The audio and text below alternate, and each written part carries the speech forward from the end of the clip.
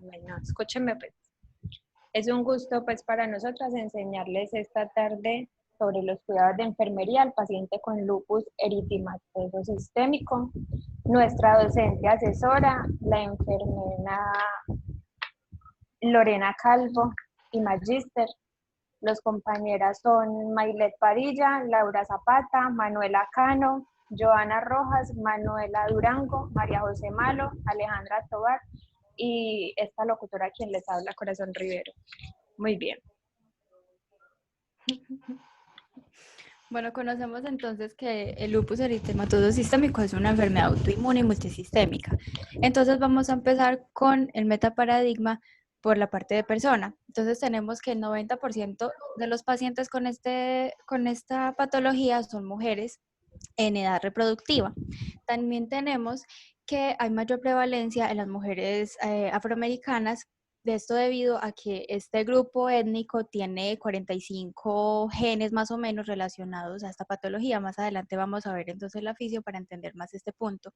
También las mujeres expuestas a anticonceptivos orales entonces están con más riesgo, pero que tengan estrógeno. Esto aumenta el riesgo de 1.2 a 2 veces más de padecer este lupus. Otra.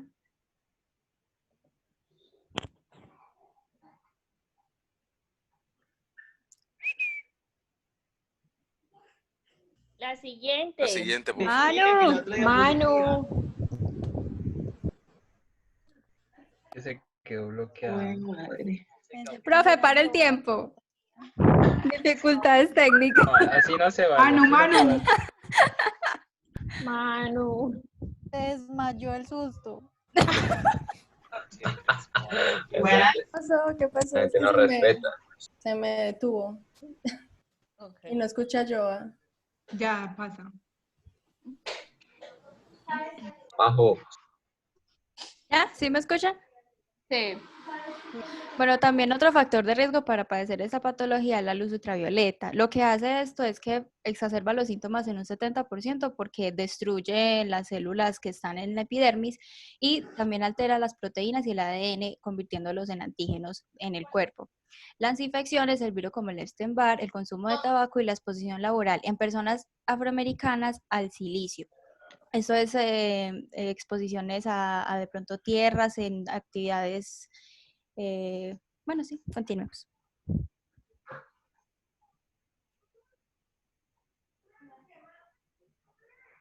Cora el micrófono. Cora. Lo tienes apagado. Hola. Perdón. Estaba hablando sola. Ya entrando pues en el entorno, hablemos de la epidemiología. Según unas revisiones que hicimos tomadas de la Universidad de Antioquia, habla que a nivel mundial se registran aproximadamente 5 millones de casos y que el 90% de estos casos se refiere exactamente a las mujeres en edades reproductivas de 15 a 44 años de edad, según datos de la Fundación Americana de Lupus. Hay una relación, una razón de mujer-hombre muy importante que también se hace, que es de 9 a 1. La prevalencia oscila entre 10 a 150 casos por cada 100.000 habitantes, que con una tasa de supervivencia de 10 años del 70%. Es muy importante. También investigamos que en el Sistema Integral de Información de la Protección Social en Colombia hay una prevalencia demográfica significativa entre el año 2012 y 2016, que predominó, así como ha pasado con otras patologías, en Bogotá con 17.747 pacientes. En Antioquia se registraron 9.893 pacientes y en Valle del Cauca 6.020. A estos registros se le anexan también otros departamentos como el Bichada, Baupés, Guainía, con 9, 7 y 6 pacientes respectivamente, aunque de pronto no se alcanza pues a demostrar bien cuáles son las cifras porque obedece a sus registros por cuenta pues de difíciles accesos al sistema de salud presentes pues en esos departamentos o el desconocimiento pues de la patología.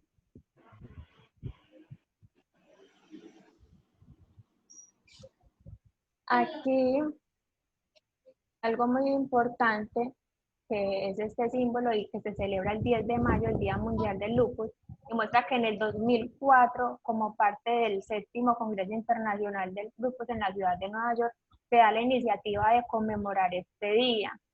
Y se da esta figura de mariposa es por los signos que vamos a ver después. Siguiente. Bueno, entonces el lupus eritematoso sistémico es una enfermedad inflamatoria autoinmunitaria multisistémica que puede afectar casi cualquier órgano, pero pues de manera característica afecta principalmente la piel, las articulaciones, las membranas serosas y los riñones.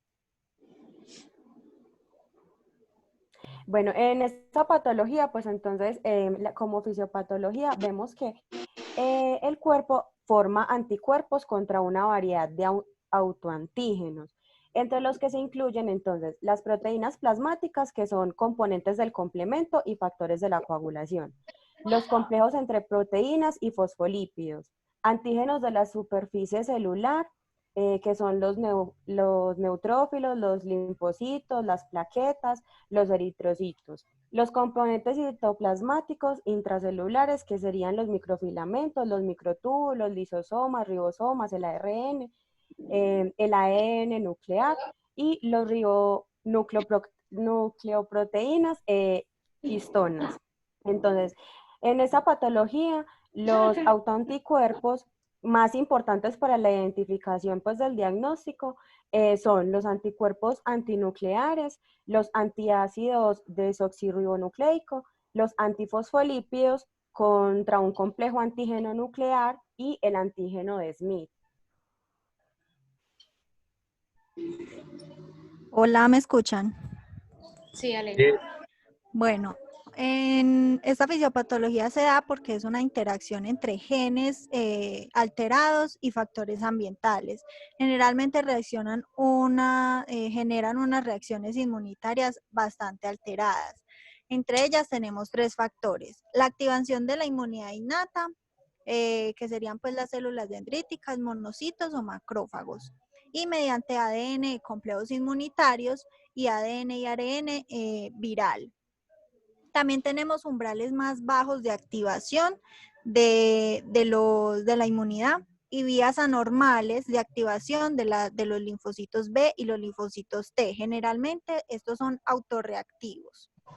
Y tenemos también una eliminación disminuida de complejos inmunitarios, que ya se los voy a explicar, y de células apoptóticas, que son pues las células muertas, los restos celulares.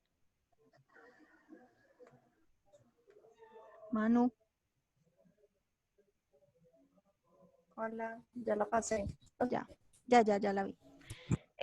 Normalmente el cuerpo, cuando detecta una bacteria, estos punticos rojos son antígenos. Un antígeno, cuando ingresa al cuerpo, genera esa reacción inmunitaria.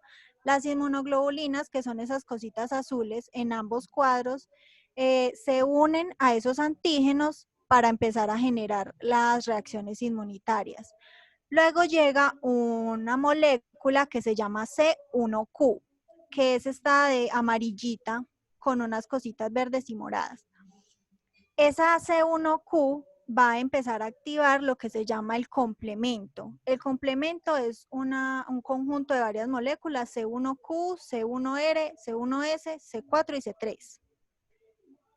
Pasemos, porfis.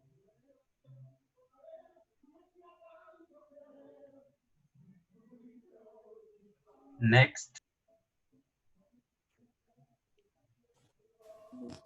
Ah, no. Ya la pasé. No se ve. No. Ya, ahí sí. Bueno, cuando esa molécula C1Q se une al complejo inmunitario, que ya les conté que es el antígeno con la inmunoglobulina, se van a llamar las otras moléculas del complemento, que son la C3 y la C4. Todos los glóbulos rojos tienen unos receptores llamados CR1, igual otras células de los órganos. Ese glóbulo rojo se va a encargar de llevar ese complejo inmunitario al hígado y al vaso. Y ahí los macrófagos con sus otros receptores va a captar ese complejo inmunitario y lo va a eliminar del cuerpo. Lo que pasa en el lupus es que ese complejo inmunitario no se puede eliminar y como queda tan expuesto en circulación y tan aumentado en tejidos, va a generar más cascadas de autoinmunidad y se van a generar muchos más, sin embargo, pues el cuerpo no los va a eliminar y también van a desencadenar lo que es la cascada de la inflamación.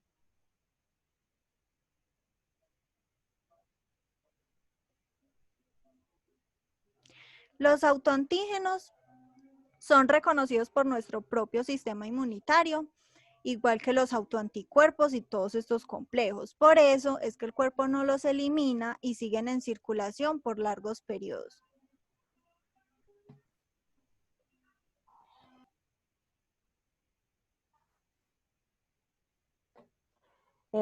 Bueno, entonces la mayoría de los pacientes que presentan el lupus eritematoso sistémico tienen la presencia de estos autoanticuerpos al menos durante 3 años o más, antes de que aparezcan pues los primeros síntomas de la enfermedad. Y pues en este periodo en los cuales los síntomas no se manifiestan, la literatura pues y las personas que han investigado sobre la enfermedad sugieren que la regulación de la respuesta innata controla el grado de autoinmunidad antes de que la cantidad y la calidad de autoanticuerpos y los linfocitos B y T patógenos causen una enfermedad clínica efectiva. En la enfermedad también autoinmunitaria, pues la insuficiencia renal es el principal peligro que se presenta con esta, pues las concentraciones excesivas de los complejos que nos explicaba la compañera anteriormente circulan a través pues del cuerpo y generalmente causan pues como enormes depósitos y estos depósitos se pegan sobre los podocitos. Se unen a ese receptor pues que están al receptor de CR1 que hay sobre ellos y daña como tal el glomérulo. Porque pues lo que nos hablaba la compañera, que no se eliminan correctamente, sino que se depositan en esas membranas de los conductos sanguíneos más pequeños. Entonces, aparte puede generar una vasculitis, una sinovitis y la glomerulonefritis.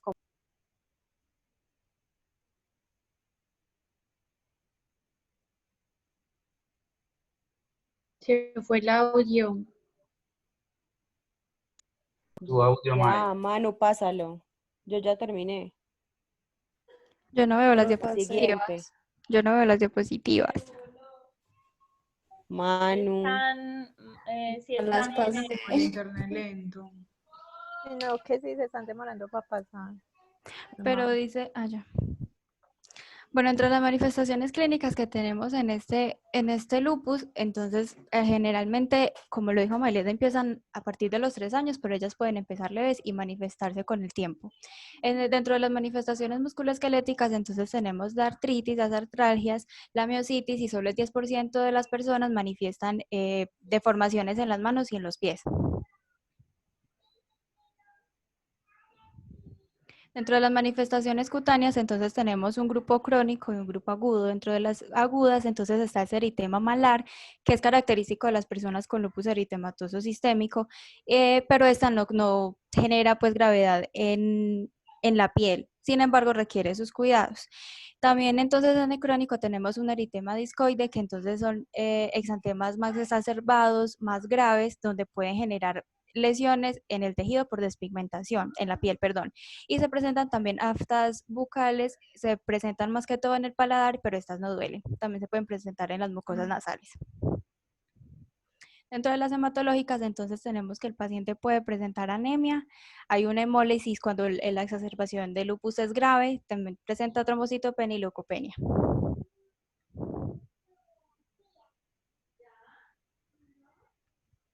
Dentro de las manifestaciones neurológicas, entonces tenemos que representan la mayoría de los casos de morbilidad y mortalidad de los pacientes. Entonces tenemos alteraciones de la conciencia y la memoria, se pueden presentar convulsiones, se pueden presentar trastornos psicóticos y se puede presentar cefalea. Una cefalea grave indica que el lupus está grave.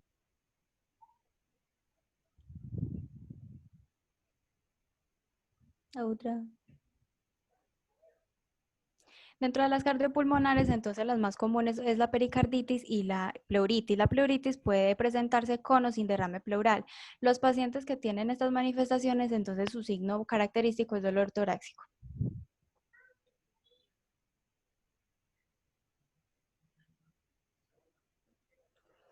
Dentro de las renales, entonces tenemos una nefritis que puede avanzar con el tiempo. En la mayoría de los pacientes es asintomática, entonces los pacientes con lupus deben estar en continuos controles, seguimientos, porque está la alteración más grave, como ya lo mencionó mi compañera. Dentro de las digestivas, entonces tenemos náuseas que se puede presentar con vómitos y diarreas, lo que indica que el lupus está grave, y tenemos dolor abdominal que puede presentarse por una peritonitis autoinmune y se pueden presentar también vasculitis intestinales que puede generar hemorragias y septicemia.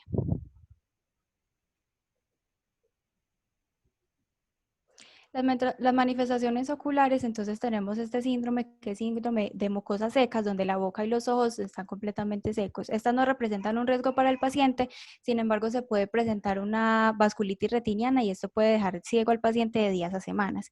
Y podemos presentar o podemos ver en los pacientes que presentan trombosis venosa y arterial.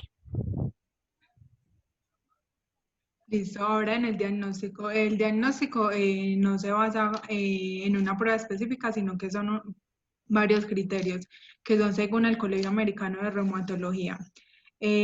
Para diagnosticar a la persona son 11 criterios y debe tener 4 o más, independientemente del orden. Entonces, algunos, ya mi compañera Joana los dijo, en las manifestaciones clínicas, entonces algunos solamente los voy a mencionar y en otros voy a profundizar un poquito más. Entonces, el primer criterio es el eritema malar, el segundo es ras discoide, el tercero es fotosensibilidad, el cuarto úlceras orales, el quinto artritis, el sexto serositis y el séptimo podemos ver la nefropatía. Esta nefropatía la medimos con si la persona presenta proteinuria persistente o que sea superior a 0.5 gramos al día. También si tiene una cilindruria, que pues puede ser hematíes o hemoglobina, o cilindros granulosos, tubulares o mixtos. Alteraciones neurológicas, como ya lo mencionamos anteriormente, las alteraciones hematológicas, que puede ser por anemia hematológica, una leucopenia menor de 4.000 milímetros cúbicos en 2 ocasiones, linfopenia menor de 1.500 milímetros cúbicos también en 2 ocasiones, y trombocitopenia menor de 100.000 milímetros cúbicos. En las alteraciones inmunológicas están en el anti-ADN positivo, el anti-SM positivo o anticuerpos antifosfolípidos positivos, que estos anticuerpos se basan en los anticardiolipinas, que esas son las inmunoglobulinas M o G, o los anticoagulantes lipídicos. Y el 11, que son los anticuerpos antinucleares positivos, que este es cuando los anticuerpos, pues la fluorescencia da positivo. Pasa Bueno, ya como diagnóstico diferencial, este es muy importante porque todas estas manifestaciones clínicas, como ya lo hemos dicho antes, el lupus puede alterar cualquier órgano, entonces debemos de realizar una historia clínica muy detallada y un examen físico muy detallado también. Un orden por órganos que sea más que todo en las enfermedades infecciosas, neoplasias o enfermedades inflamatorias o de miscelánea. Pues, una consistencia y una periodicidad entre los síntomas que tenga el paciente, priorizar las enfermedades más prevalentes y los síntomas que él tenga, sea flexible a la introducción de los cambios pertinentes según la evolución de esas manifestaciones y hacer como uso de unas pruebas complementarias.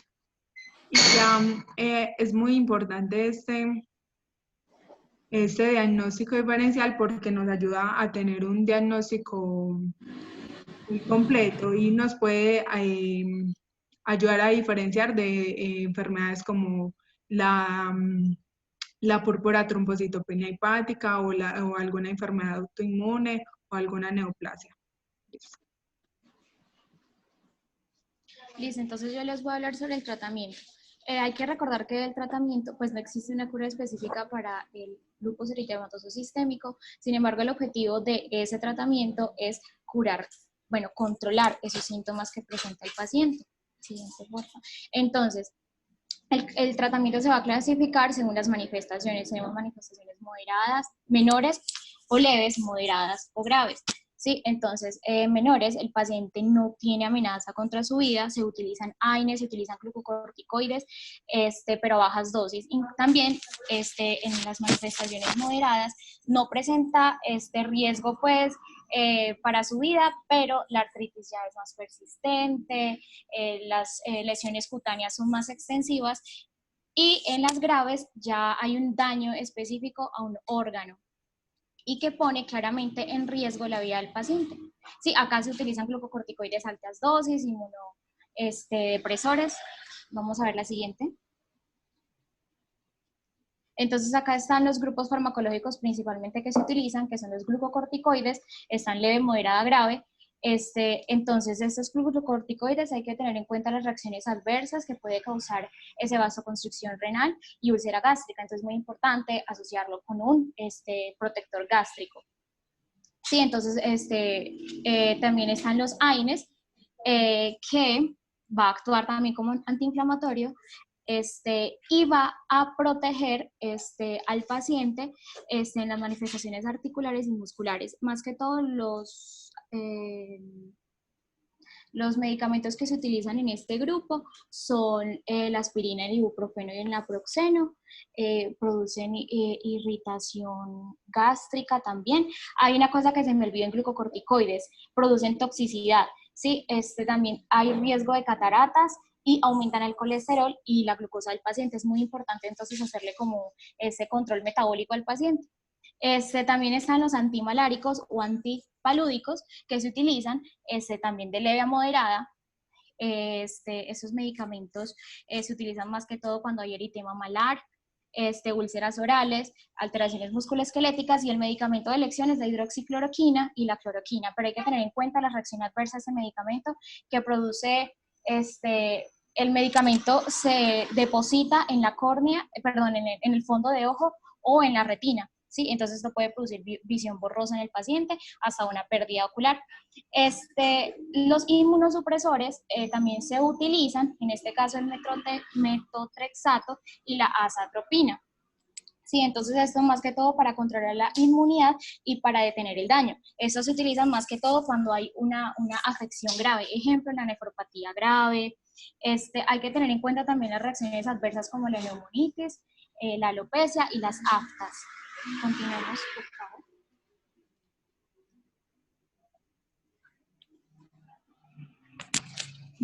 Bueno, el tratamiento no farmacológico se basa más que todo en los hábitos saludables.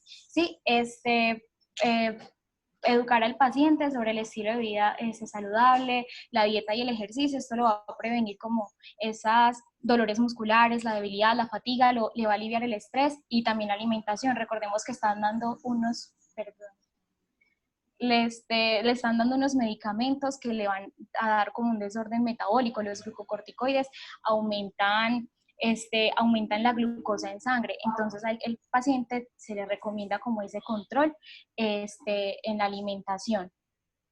También es muy importante la protección de la piel. Sí, el órgano diana de este tipo de pacientes es la piel, entonces se les inculca que se hidraten la piel, que utilicen protector solar, ¿sí? Para evitar unas lesiones y que activen más el sistema inmunitario. También se inculca en lo que es la higiene oral. El paciente va a tener aftas, el paciente va a presentar úlceras orales, entonces es muy importante recargar la higiene oral, utilizar como cepillos suaves, evitar bebidas calientes. Para educación se le brinda en cuanto a la vacunación. No se pueden aplicar vacunas vivas, sin embargo se le recomienda al paciente la vacuna anual contra la influenza, y la anticoncepción, remitirla a este programa, porque la mayoría de los medicamentos son teratogénicos. ¿Sí? Es muy difícil mantener el embarazo en una mujer con lupus, y bueno, con lupus. Y la otra es lo de la alteración cognitiva, como lo dijeron las compañeras. Es importante fortalecer lo que es la memoria y el aprendizaje del paciente, integrar a la familia, que esto es un proceso continuo, porque va a brindarle como ese soporte, en las recaídas que pueda tener ese paciente, le va a evitar el estrés y pues todos esos cambios físicos que va a tener y emocionales también. Majo, Dime. el tiempo. Ya, terminé. Bueno, según en el proceso de atención de enfermería, vamos a clasificar las que están más alteradas y nos pasamos a las necesidades de Virginia Henderson, las cuales van a ser 9 de ellas que están alteradas. La vamos a clasificar de la siguiente manera. ¿Me escuchan bien? Sí, Perfecto. Manu. Sí, Manu, bien. Vale. Entonces, para empezar, tenemos la primera necesidad insatisfecha, que es la de respirar normalmente. Recordamos que al ser el lupus eritematoso sistémico puede afectar a cualquier órgano. Entonces, las necesidades se verán insatisfechas de acuerdo al órgano que va a verse afectado. Entonces, estamos en el primero. El paciente puede tener una pleuritis, una pleuresía que le impida pues respirar normalmente, una anemia, entonces tenemos un descenso en los transportadores de oxígeno. Puede presentar también una pericarditis, un derrame pleural, una arteriopatía coronaria o una neumonitis por lupus. Estas son como las más comunes. Y en característica tienen que, pues generan un dolor torácico al paciente que le impide respirar adecuadamente. Como segunda necesidad tenemos insatisfecha entonces la de comer y beber adecuadamente. Esto entonces, como ya mencionaron, el paciente puede tener náuseas, cólicos y allí se añade el síndrome de mucosa seca. Si un paciente no tiene saliva, ejemplo, pues no va a poder digerir bien los alimentos y va a ser un problema para él. Y a medida de esto puede entonces también presentar una pérdida de peso, incluso llegar hasta una anorexia. También se verá pues, afectada por las úlceras orales y a nivel digestivo, si el hígado es el órgano que se encuentra afectado, se verá de pronto una hepatitis y una elevación en las enzimas hepáticas, principalmente la fosfatasa alcalina, que sabemos entonces que ayuda a la protección del tracto digestivo y a mantener ese pH. Otra de las necesidades entonces es la de eliminar por todas las vías corporales. Recordemos que pues, el paciente presenta una gran afección en los riñones, entonces podemos ver al paciente con una proteinuria mayor a 500 miligramos cada 24 horas y eso nos indicaría entonces un síndrome nefrótico, al igual que los cilindros celulares, principalmente hematíes. Entonces el paciente va a tener una nefropatía terminal y puede presentar diarrea, vómito y también úlceras genitales o perianales. Como parte de la necesidad afectada encontramos entonces la de moverse y mantener posturas adecuadas. Esto debido principalmente a las artralgias y a las mialgias. El paciente puede verse diagnosticado también con una poliartritis, va a presentar adinamia, fatiga, dolor y también se puede diagnosticar con mononeuropatía o polineuropatía. Como vemos, todas estas afecciones pues participan en el movimiento y el paciente pues no lo va a realizar, principalmente es por dolor.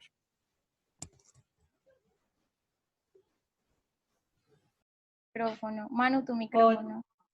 Otra de las necesidades alteradas es dormir y descansar debido a los trastornos emocionales. El paciente va a manejar estrés, ansiedad, va a tener somnolencia, inquietud y sobre todo el dolor.